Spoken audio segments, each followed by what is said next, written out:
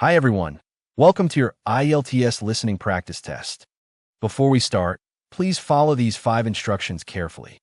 Listen to each audio only once, just like in the real test. Read the questions before the recording starts. Write your answers clearly using correct spelling. Do not pause or rewind the audio. Check your answers at the end of the test. This test will help you build real exam skills and improve your focus. If you find this video helpful, please like the video and subscribe to the channel. Your support motivates me to make more practice tests for you. IELTS Listening, version 53997. You will hear a number of different recordings, and you will have to answer questions on what you hear. There will be time for you to read the instructions and questions, and you will have a chance to check your work. All the recordings will be played once only. The test is in 4 parts. Write all your answers in the listening question booklet. At the end of the test, you will be given 10 minutes to transfer your answers to an answer sheet. Now turn to Part 1 on page 2 of your question booklet.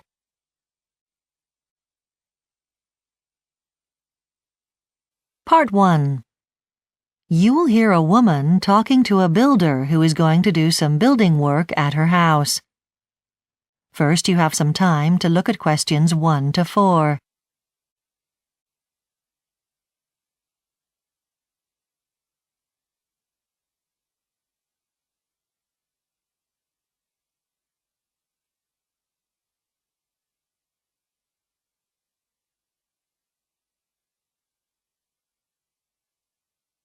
Now listen carefully and answer questions 1 to 4. Morning, thanks for coming round. I'm Sally. Morning. So just before we get started, I'll just make a few notes. So, we're at 15 Hill Street. Yes, that's right. Okay, great. And then I need to write down your contact information, just for the office, you know. So, first, what's your surname, please, Sally? It's Keyworth. I'll spell that. Keyworth. And your phone number, I've got that somewhere. Yes, 027 584 6613. That's right. Okay, Sally, so what building work would you like to have done? Well, let's go into the kitchen first. So, you see, it's quite dark in here. We've tried having a few lights fitted, but it hasn't really made any difference. So, what we've decided is the window is too small. We'd like a larger one. That shouldn't be a problem. And is there anything else you'd like done in the kitchen? Well, at this time of year, I shouldn't complain really, but I wish it wasn't so hot in here. Is there anything you can do about that? Air conditioning? It's too expensive. How about a fan then? Yes, that would be perfect. Righto. And what's next, Sally? Well, if we walk through into the bathroom, the thing is, when my father's staying, he can't use the bath. So I thought here, on the back wall, I'd like you to fit a shower. Is that possible? Shouldn't be too hard. I'll get you some brochures because there are a few ways of doing that. Thanks. Now, those tiles on the wall look new, so do you want to keep those? Yes, the tiles are new, but actually my husband doesn't like them. We want to change to those very small ones, but do I have to choose a colour now? You can do that later. I'll get some charts for you to look at. Before you hear the rest of the conversation, you have some time to look at questions 5 to 10.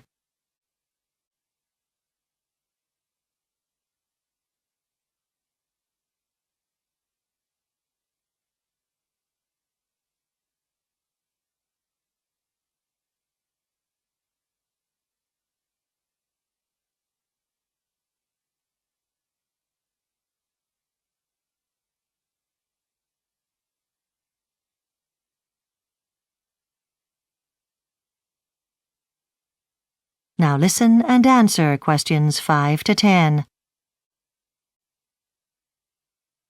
Now the last thing, let's walk outside.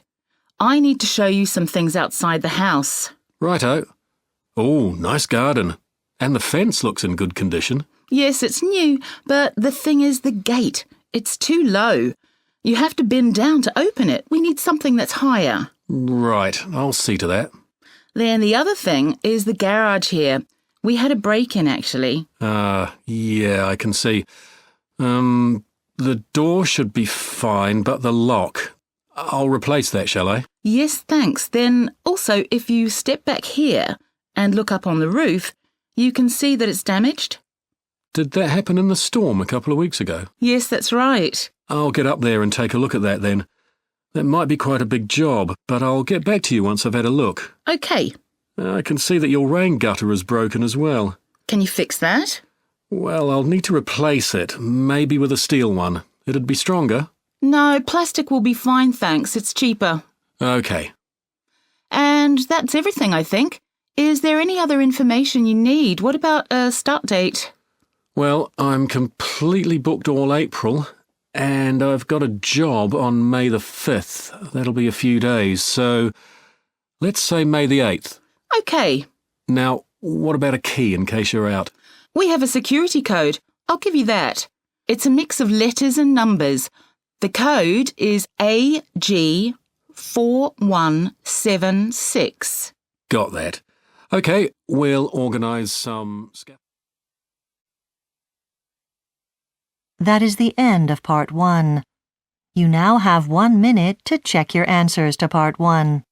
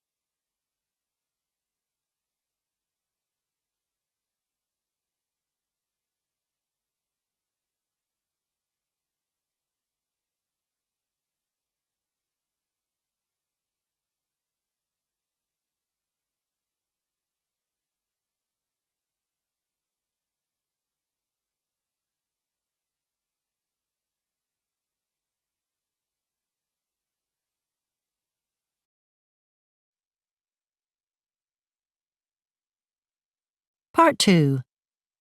You will hear a supervisor at Holly's supermarket talking to a group of new employees. First, you have some time to look at questions 11 to 14.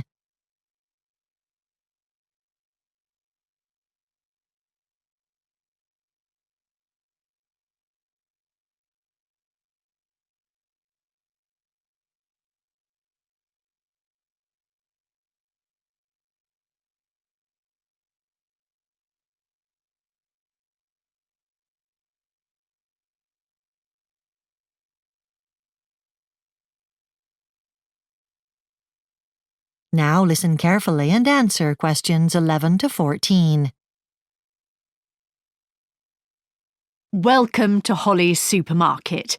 I'm sure you'll all enjoy working in our dedicated team here. So, what will you be doing? Well, we're open Monday through Sunday, so you'll need to be able to work weekends as well as irregular weekday shifts. These sometimes start at 5 a.m. or finish at 11 p.m. Your duties will include checking and unpacking lorry deliveries, as well as working on the shop floor, stocking shelves and so on. But you'll only be required to do manual lifting if the goods are light. When the store is very busy, you'll also have to assess changing priorities. For example, if there's a queue at the tills, you'll jump on a spare one to help. If you notice something's been spilt and the surface is a little bit wet, you'll get a mop to clean it up. No need to check with the manager first. Similarly, if bakery items are selling quickly, you'll help cook some more. And if a customer can't find, say, the apples, you'll instantly leave what you're doing and show them. But you'll still get time off to relax too, of course. We pride ourselves on a positive attitude here. A little small talk shows you're interested in the customers and are providing excellent service, just as long as you don't overdo it and keep another customer waiting. And always smile. It forces you to stay positive, and being generally upbeat makes your whole team happy too. This increases efficiency and gives a good impression to customers. If it's quiet, help someone pack their bags. Customers really appreciate it, especially when they've bought more than they expected to. Staying calm's also a necessity. If a customer's unhappy for any reason, keep cool and call for a supervisor to help diffuse a situation if things are getting out of hand. Occasionally, when working tills, you'll find yourself waiting for someone to extract their wallet from the bottom of a cluttered bag, while a long queue of annoyed customers builds up. You have to make sure, however hard it might be, that you remain composed. Before you hear the rest of the talk, you have some time to look at questions 15 to 20.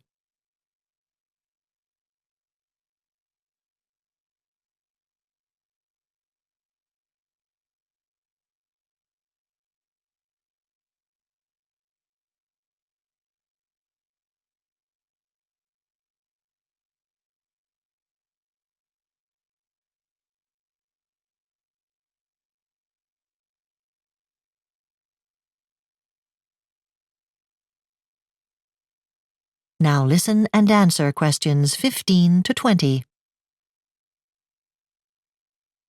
So, now let's look at the plan of the supermarket. Have you all got your plans? OK, good. We'll start with the staff entrance. Today you came in through the customer entrance, clearly marked on the bottom of your plan, but in future you'll enter through the door in the top left-hand corner of the diagram. Please don't confuse this with the emergency exits in the top right-hand corner and bottom left. It's very important that these are kept clear at all times. Regarding the manager's office, some of you may have attended interviews here when it was next to the newspaper and magazine sales area. However, it's recently been moved and is now the circular space marked on the right of your plans. When the manager's not on the shop floor, that's where you'll find her. The storage and unpacking area. You may be asked to help out here, both before and after opening hours. This is represented by the largest of the 4 rectangles in the top section of the plan. It tends to get very busy there at times, so please be careful on entering and leaving this area. There's a kitchen on site where food and drinks are prepared for customers. It has specialist staff, but some of you may have to fill in occasionally. On the plan, it's shown by the triangular shape to the left of the tinned goods aisle. It's very busy, as many customers like to take a break in the cafe and read a newspaper before or after doing their shopping. Cleaning equipment is stored in a cupboard. It's the smaller of the 2 squares marked near the vegetable and fruit section, and can come in very handy. You'd be surprised how often we have to mop up squashed tomatoes or grapes.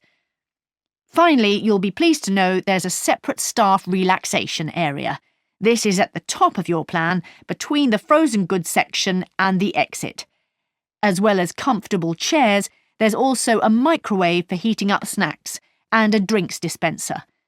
So, let's go there now. That is the end of Part 2. You now have 30 seconds to check your answers to Part 2. Section 3. You will hear 2 sports physiotherapy students called John and Kath preparing a joint presentation on foot injuries in sports players. First, you have some time to look at questions 21 to 26 on page 4.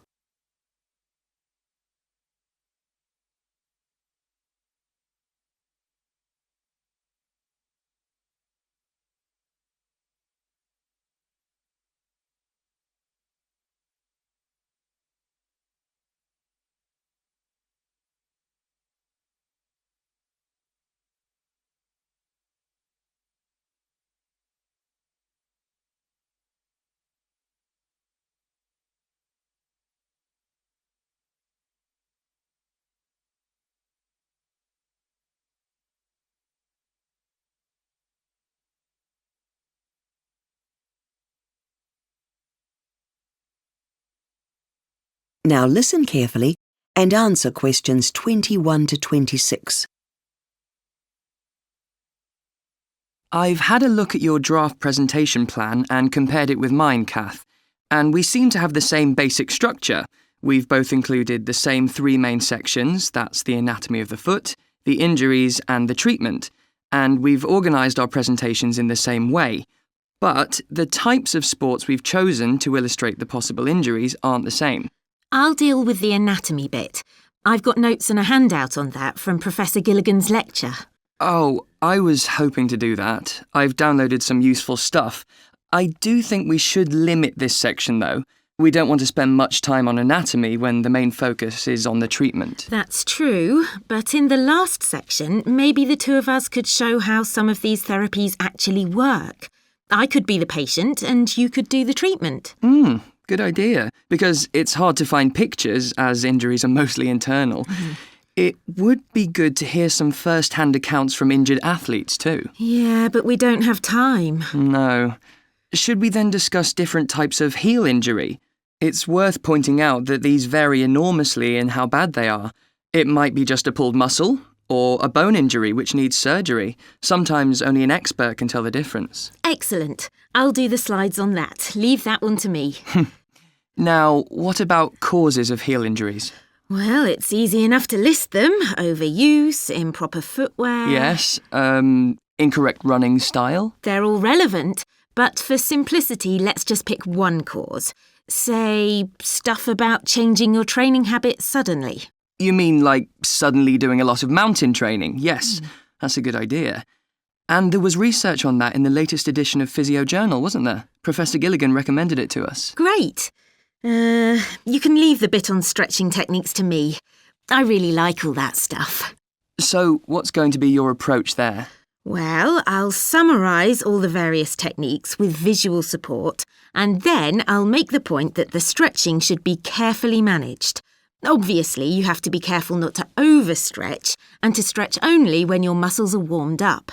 Otherwise, you could do yourself more harm than good. It's also important that on a supervised programme, stretching is later on combined with balance exercises, which stretch and also strengthen the muscles. OK then. Before you hear the rest of the discussion, you have some time to look at questions 27 to 30 on page 5.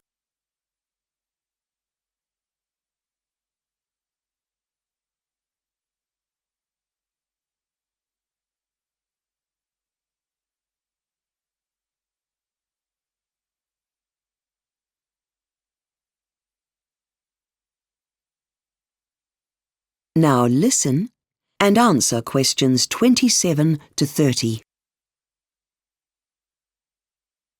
It's always useful to have some information on case studies at the end, in case we're short of material. Did you manage to find anything? Yes, a female runner in her 30s talking about her treatment for a swollen heel. Initially, she rested the injury. This did help to reduce the swelling, although it was still a little bit uncomfortable. Then she applied an ice pack to the injury twice a day. Did that work? Well, she persisted with this treatment for the first month, but decided it wasn't helping. After this period, she was shown how to use deep tissue massage techniques and was surprised at how much freedom of movement this created in her foot. Wasn't she having ultrasound treatment? Yes, she was having sessions at the hospital, but she remained unconvinced about its value. She felt the same about the balancing exercises she was prescribed. OK, that's interesting. I looked at the aftercare programme of a male sprinter who was allowed to do some sports activity as part of his rehabilitation. After 4 months of treatment, he did some light running on grass, wearing shoes that gave plenty of support to his injured heel. So it didn't hurt? Well, he found the heel was sore afterwards, and the same happened with some jumping exercises he was asked to try. Did he go to the gym and use weights? Yes, after a few weeks. And if he used light weights, he could train without pain. He also tried cycling and found this beneficial, as his foot was not making contact with the ground. He expected a similar result with swimming, but found the repetitive kicking motion was actually aggravating the injury. Well, both these case studies have value. That is the end of section 3. You now have half a minute to check your answers.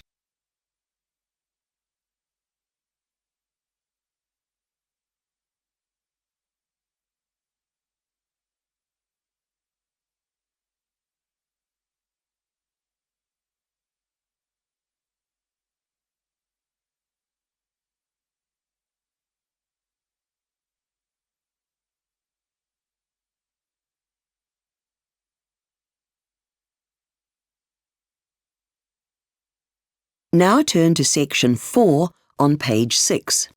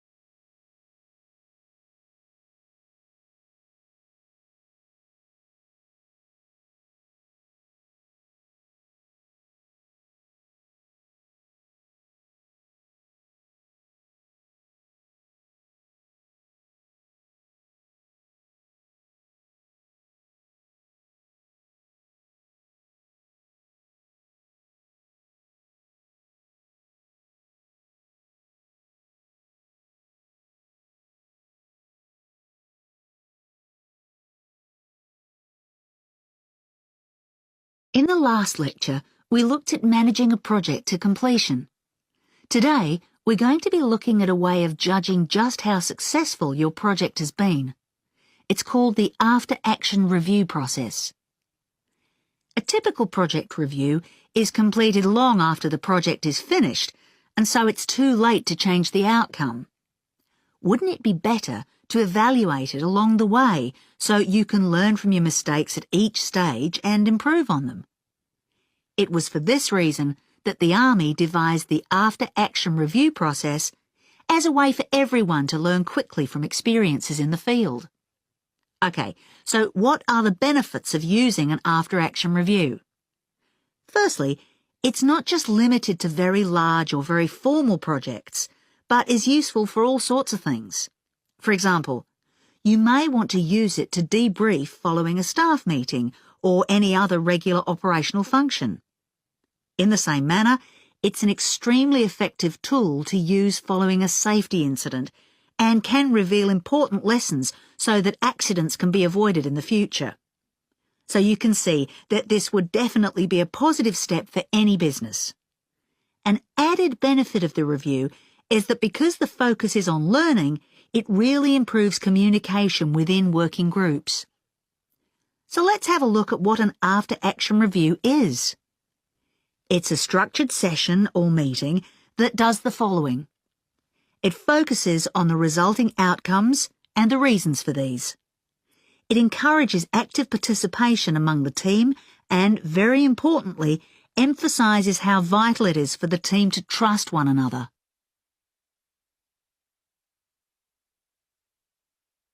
Here are some of the key elements to remember for when you're conducting an after-action review. Where possible, it's really good to have an external person to facilitate the process. This helps to direct the discussion and can also prevent a stronger member of the review from dominating the others. Make sure that you encourage active involvement. Often, shy members won't say anything, so one way to encourage them to get involved is to ask people to put their comments in writing. If they aren't given the opportunity to do this, they may be intimidated by other members of the group. Another key element is to be aware of the type of questions you ask. In order to make sure that participants don't search for what they think is the perfect answer, always ask open questions. For example, what would you do differently next time? Ensure that every member of the team has the chance to speak. It's also important to make sure you write down the specific recommendations made by everyone. But don't forget to pass this information on to non-participating team leaders so that they too can learn from the experience. This is how after-action reviews contribute to organisation-wide learning and improvement. However, if no one follows up on these recommendations, then the process is wasted. You should also ensure that the ideas from the after-action review are incorporated into your business by organising staff training around them. Finally, the last thing you want is to find that you don't get through everything because you've been talking too much, so make sure you keep a constant eye on the time. An after-action review is not something that you should ever plan on conducting in 2 sessions. Now, before we go on to look at the next type of project review,